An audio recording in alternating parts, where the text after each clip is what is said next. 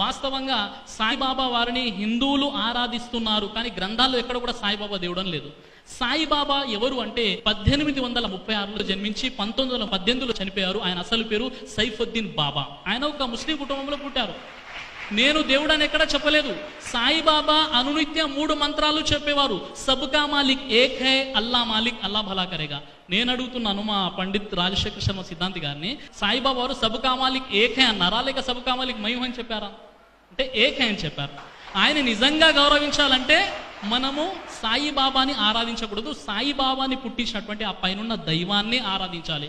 శ్రీ సాయి లీలామృతం, రచన Ekkirala Bharadwaj, page number 18 నుండి 27 మీరు పరిశీలించినట్లయితే సాయిబాబా 5 పూటలు నమాజ్ చేసేవాడు అని రాయడం జరిగింది. సాయిబాబా ది మాస్టర్, రచన Ekkirala Bharadwaj, page number 18, page number 228, page number 235.